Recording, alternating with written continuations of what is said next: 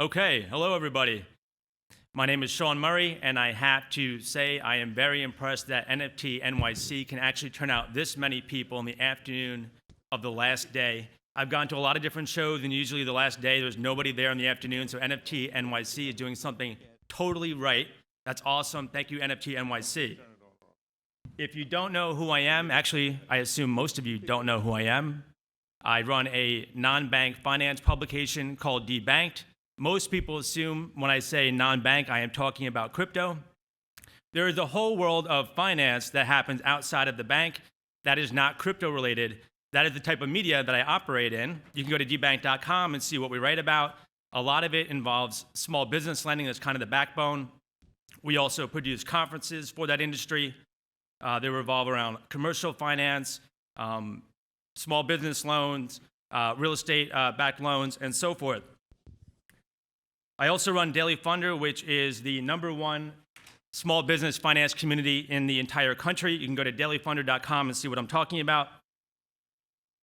But what do I know about crypto? I'm here as the representative of the small business finance industry, but what does Sean Murray from Debanked, who you've never heard of, what does he know about crypto? I'm going to tell you, I first got into Bitcoin in 2014. I inked the first advertising contract that I know of. In Bitcoin, I did that in 2015. There was no peg to the US dollar. I got into Ethereum in 2017, covered ICOs, which is a really fun time in the crypto world. I was in the top 5% of contributors to the Constitution DAO. Anyone know what the Constitution DAO is? A couple of people, well, a good amount of people. Okay, I was there at Sotheby's wearing a George Washington costume, so I got really into it, you could say. I have my own smart contract on Ethereum. I know how to write a little bit of code.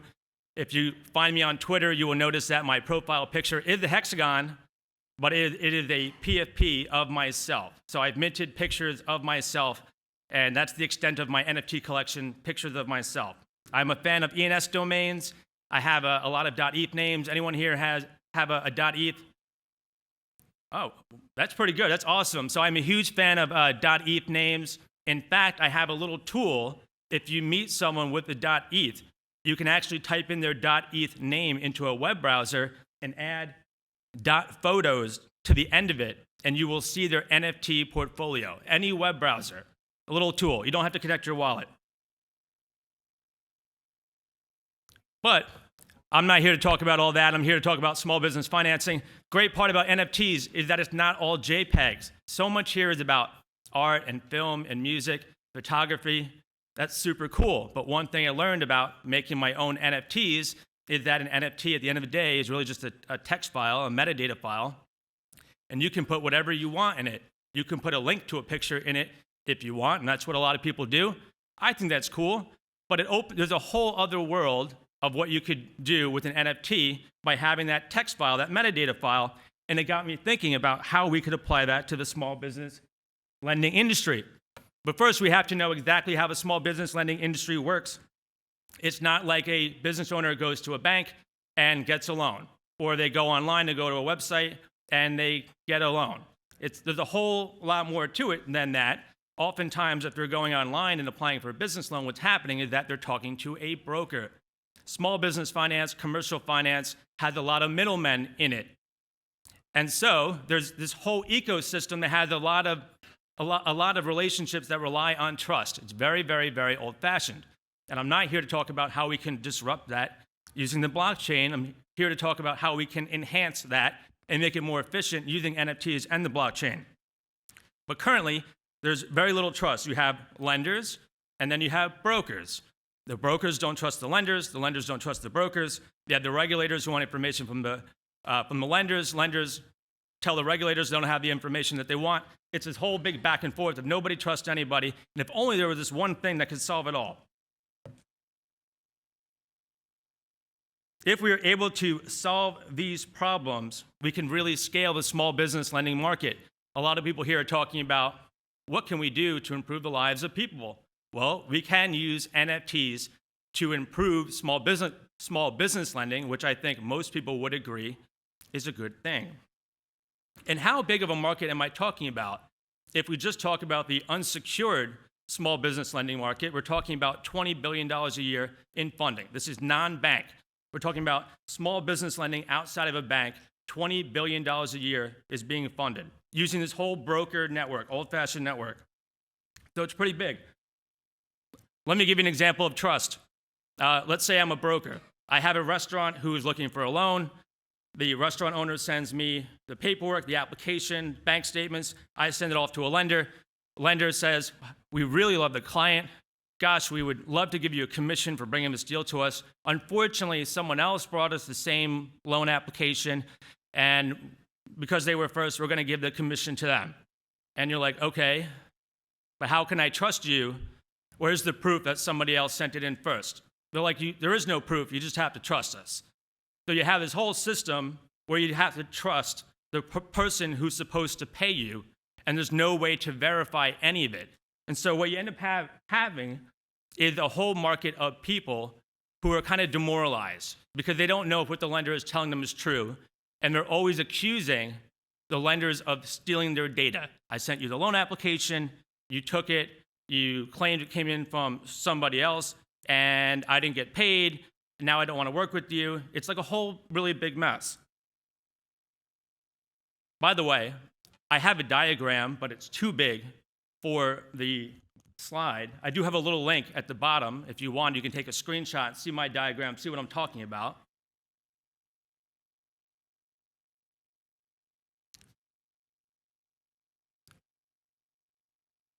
All right, another thing you can do is you can use it to give clarity to regulators. There's new laws in 4 different states and at the federal level, and the regulators are all asking the lenders, hey, can you provide us this data? We passed a law. We really need you to disclose X, Y, and Z. We're going to come in at the end of the year, and we're going to audit you, and we're going to ask you for reports. We don't know what kind of reports do you have? And the lenders are basically telling them, we don't have what you want, and there's no way to give it to you. But technically, there is. There's the blockchain, and we can use NFTs, the same model that I was talking about before. Every time you fund a loan or you send in a loan to a lender can create an NFT with metadata of that loan applicant.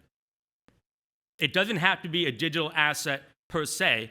It just contains the metadata of the applicant. You can see when it came in, and you can encrypt the data inside the metadata, and the proper people can actually look at it and get whatever information they want out of it.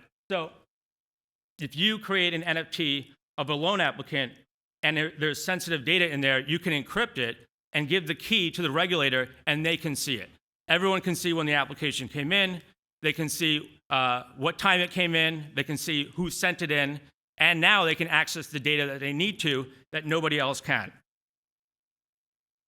Last thing is the Uniform Commercial Code. In commercial finance, oftentimes what we see is that if you're going to lend against an asset, you have to file a UCC with the Secretary of State. It is a blanket lien. It's supposed to be a public notice, but it's not very public. Instead, what happens is the public notice goes behind a paywall, or it goes into some antiquated system where you have to fax the Secretary of State to get the information. Oftentimes, the Secretary of State will close their website at night or on the weekends, so you can't even access it 24/7. So you have 50 different states, which is a really inefficient system of supposedly public data that's not very public. You can use the blockchain and NFTs to put this data all online and get it that way. You don't have to compete with the states. You can run it in parallel. You can file it with the Secretary of State, and you can file it on the blockchain using an NFT. What do I want to see? I want to see a more efficient small business lending marketplace. I'm not here to sell you on anything. I don't have a project for you to invest in. Ultimately, I'm here as a messenger of an industry that has a lot of trust issues that could really benefit from having a blockchain solve them. So if you are out there and you are a developer or you know somebody in finance, there's a huge market that has a lot of problems that nobody has been able to solve that I know for a fact that NFTs and blockchain will be able to solve. And the reason I'm here to talk about it is because one of the themes is the diversity of NFTs. This is a diverse use of NFTs. It's not a JPEG. It's a utility token, a real one. And I think if you're out there, that would help dramatically. Thank you very much. Thank you, Sean.